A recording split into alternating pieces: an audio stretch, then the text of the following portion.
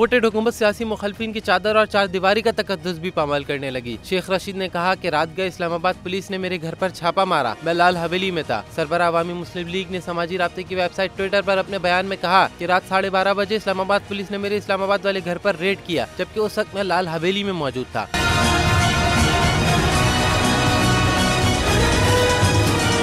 शेख रशीद का कहना था कि डार की आमद के बाद पाकिस्तान की रेटिंग माइनस से कम करके CCC में दूसरी बार गिरी है। सारी कौम नैब तरमीमी ऑर्डिनेंस पर फैसले की मुंतज़िर है। साबिक वज़ीर ने मजीद कहा कि इलेक्शन की तारीख का फैसला चौराहे पर होगा या मेज पर होगा 30 नवंबर से पहले ही। एक और ट्वीट में इन्होंने लिखा कि ग्रे लिस्ट से निकलने का क्रेडिट इमरान खान, हुकूमत और इदारों को जाता है। शेख रशीद का कहना था कि इलेक्शन कमीशन की नाअहली का फैसला हाई कोर्ट या सुप्रीम कोर्ट की एक पेशी की मार है।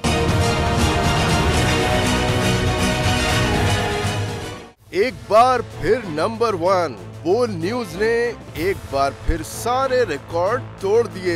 मुल्क की सियासी सूरत हाल पर तो बाद में बात करूंगा, ये लाल हवेली का बताइए, ये क्यों छीनना चाहते हैं आपसे? बोल का प्रोग्राम तज्जिया 8 बजे की स्लॉट में सबसे ज्यादा देखा गया कि जी तौहीन अदालत की कार्रवाई की जाए। इमरान खान के साथ इसलिए खड़ा हूँ कि मैं नस्ली और असली हूँ। 41% सारिफीन ने सिर्फ बोल देखने का इंतखाब किया, क्योंकि बोल है नंबर 1।